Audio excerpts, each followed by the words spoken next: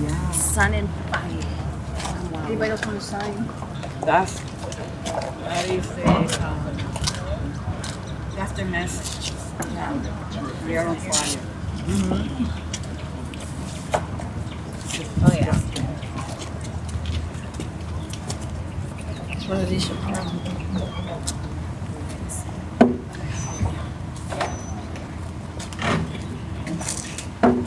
Anybody got a page? Right here. That's repurpose. Yeah, it's important for the press to see the faces. I think people need to see the faces and need to see. Well, this tape is not. You guys so No, I can can try to. I can do it. It's like, ¿quién tiene un chicle? Yeah. It would work. Please make sure someone's Thank you. You got it? I mean, these are my notes. Oh, no, okay. You know, you're the chair. Hold this for me a second. Give it back. A pit ball. Good morning, everyone. Here we are once again as we members of the Congressional Hispanic Caucus stand here together to denounce the killing of Lorenzo Salgado Araujo. He is again someone that was killed in Houston, Texas. And once again, we are here seeing the same violent pattern exhibited by ICE. We see conflicting accounts. We see a missing body camera footage. His family, the Araujo family, deserves the truth, and the American people deserve accountability. So here we are again, a brown man, a Latino, killed. And I must say that I don't see the outrage. I really don't see the outrage that I've seen in other cases. And every life is worth the same. Every single life is worth the same. And we should be equally outraged by this killing. When we see his son speak about him, the tears coming down his eyes are the same tears that come out of everybody's eyes when somebody else is killed by ICE. So we're here to denounce that. We're here to denounce the killing. We're here to denounce the violent behavior of ICE. But we're also here to denounce, it's sort of like double standard, because he's a brown man, as though he doesn't have a first name and a last name, just like any of us here. So whether you're an immigrant, whether you have an immigrant status that's irregular, documented, undocumented, a life is a life. And so the Constitution guarantees due process for everybody, not just for one folk and not the other. Justice should be decided in our courtrooms, not in the asphalt, in the pavement of any city across this country. This is a failure of leadership to allow ICE to continue to go on a rampage, a killing spree. Is a failure of leadership. We cannot normalize these killings. They cannot become something that we see and just walk by as though it's normal, that it happens every day and we are not outraged by it. So today we're announcing that on Friday, July 24th, in Houston, Texas, CHC, the Congressional Hispanic Caucus, in partnership with the House Homeland Security Committee, will hold a field hearing on the killing of Lorenzo Salgado Araujo. We will hear from witnesses, examine the facts, and demand answers from those responsible. Estamos aquí para denunciar un asesinato, el asesinato de Lorenzo Salgado Araujo. Otro más. Y sentimos como que en este caso no se le está prestando la atención que amerita, la atención necesaria, y que no se está considerando con el mismo repugno de que los otros asesinatos fueron tratados. De manera que estamos aquí con el caucus hispano y vamos a luchar a denunciar este asesinato. Vamos a denunciar el comportamiento violento de ICE que sigue matando gentes en la calle, y también anunciamos que el próximo viernes 24 de julio estaremos en Houston, Texas, en una audiencia pública con el Comité de Seguridad Nacional de la Cámara de Representantes para escuchar de los testigos y ver las evidencias y demandar respuesta a este vil asesinato. Con eso le presento a la representante Sylvia Garcia. Good morning, I'm Sylvia Garcia. I'm from Houston, and the incident occurred in my district. And let me first say that we cannot forget that at the center of all this is the Lorenzo's family. A wife has lost her husband, 3 sons have lost their father, a brother watched Lorenzo get shot sitting right next to him. And instead of being treated with dignity, this family had to learn of his death through the news media and through social media. ICE put his name out there without even notifying the family first. When I confronted the acting ICE director in a phone call last week, he called it unfortunate. Unfortunate. I asked him for an apology. He refused and said that only till after the investigation and they discovered there was an error that he would apologize. Well, that's not good enough. The more we learn about Lorenzo's killing, the more questions we have and more changes ICE makes in their version. Lorenzo was not a target. Let this be perfectly clear. He was never target from this operation. His brother was not a target.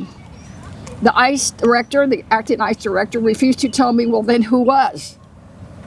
He simply said that they had an administrative final order of deportation. My friends, I'm a lawyer, I'm a former judge. That is not an arrest warrant. And that is not a license to kill. Lorenzo, again, let me be clear, had no criminal history. None, period. He was not the target. He was simply picking up workers to go to work in the construction field, building homes in Houston. And as an aside, I can tell you, we need more homes. It was his job, it was his business.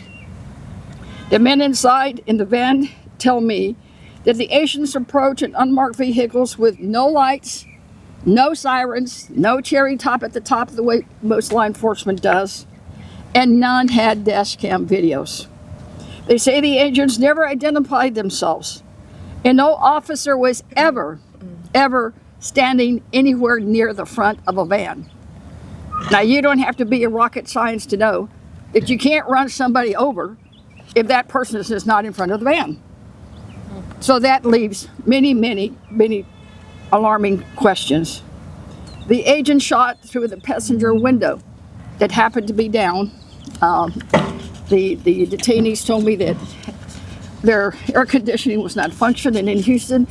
You know, it gets really hot, so they had it rolled down, so the shot came through the passenger window. And not a single agent involved was wearing a body camera. This after Kristi Noem had assured Congress back in February that with the money that they had gotten, that they were going to make sure that all agents in the field had body cam cameras. So Lorenzo's family is being asked to trust an agency that killed him when he wasn't a target, had no criminal history. The officers never identified themselves. I asked you what you would do. ICE still has not provided evidence to support what has happened. They expect the public to accept that one statement they issued the day of the event and have not provided any further updates. I have not been given a copy of the so-called ICE detention final order. The witnesses also told me that Lorenzo was given no medical aid. Lorenzo was strapped in his seatbelt. He managed to get out. And as soon as agents saw that he was getting out of the van, they stormed him, threw him to the floor. One of them put his knee to hold him down, but never was a first aid kit pulled out. Never was there any first aid on the scene. The ambulance from the Houston Fire Department did arrive. We think it was within 20 minutes. We're still trying to get a timeline from that department. These are all allegations of serious human rights, civil rights, constitutional rights violations. The situation demands a real independent investigation, not one from its own internal OIG. The family has suffered unimaginable loss. It should not have to fight the federal government just to learn about what happened to their husband, father, and brother who has died on the streets of Houston. And now, after another deadly ICE shooting in Maine, y'all think about that. Houston's incident was last Tuesday, 1 week ago, and yesterday we learned of another. And the pattern is always the same. They allege that the victim weaponizes the car. They try to run over an officer's acting in self-defense. This time they changed the story and said that he was shot because of the public safety concern. Well, if ICE has the option to shoot anybody for public safety concerns, that means what? If you're speeding down the road violating public safety laws, he may decide to shoot you. I mean, I think every day the ICE story gets worse and worse. That's why we need congressional oversight. It means that we need to continue demanding every report, every photograph, every video, every communication, and every piece of evidence so that an independent review can be made. Independent, top to bottom, no questions asked. And it must have subpoena power to make sure that we can get the witnesses that we need. It means ensuring local authorities and truly independent investigators have access to the facts, the evidence, and the scene. Lorenzo's family will not be forgotten. They will not fight alone because we are all here. All of these members of Congress from different states are here to support us, and I've gotten countless calls and texts from all over the country, in fact, the world, about this case. We will keep fighting until we get the truth and we get the justice that the Salgado family deserves. Estoy aquí hoy y es por no los podemos olvidar que se trata de una familia de Lorenzo. Una esposa perdió a su esposo, 3 hijos perdieron a su papá y un hermano lo vio el temor morir. Lo que dice ICE no se entiende. Lorenzo no era el objeto. Los agentes usaron carros comunes y los agentes no tenían cámaras puestas en sus cuerpos y tampoco tenían cámaras en el dash. ICE nos ha dicho la verdad. Tampoco los he explicado por qué iban a parar el carro de Lorenzo. Su familia merece verdad y una investigación independiente. Vamos a hacer todo lo posible para tener justicia para esta familia. La familia de Lorenzo no están solos en esta lucha. Nosotros estamos ahí para respaldarlos y no los vamos a parar hasta cuando ya tenemos justicia para Lorenzo. Thank you. Who was next? Norma? No. Good morning, everyone. I'm Congresswoman Norma Torres. I represent California's 35th Congressional District. We are here today to uphold our oath and the American promise. Every single day, we recite this in this House of Representatives, with liberty and justice for all. Liberty and justice for all. Today, we are demanding justice for yet another family, another man, father, worker, who was targeted simply for driving while being a Latino man. That's why he was targeted. He was chased by a vehicle with no license sirens, no identification, that they were law enforcement officers. None. So if you are chased recklessly by an unmarked vehicle, what would you do as an American citizen? Would you assume the worst, that somebody's trying to hijack you, kill you, or steal your vehicle? Probably. And I would probably run myself. Because a van looking like an ICE van also tried to run me off the freeway in my district. I know this firsthand.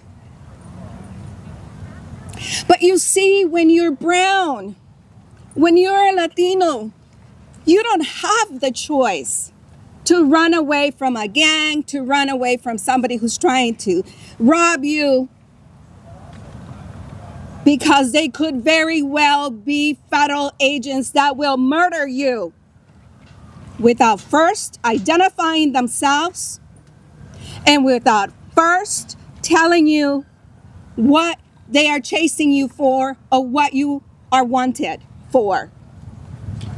Lorenzo, on that horrible morning, committed one crime. The crime of trying to achieve the American dream for his 3 sons and his wife. Getting up in the morning, going to work, serving his community by building the number of housing units that are needed so desperately. And how is he repaid? With liberty and justice for all? Absolutely not. He was repaid by being profiled and then ultimately murdered. This story repeats over and over and over again. It happened in my district last year. An American citizen came out of his home driving to work and saw ICE agents arresting a few individuals near a bus stop where a small school bus that picks up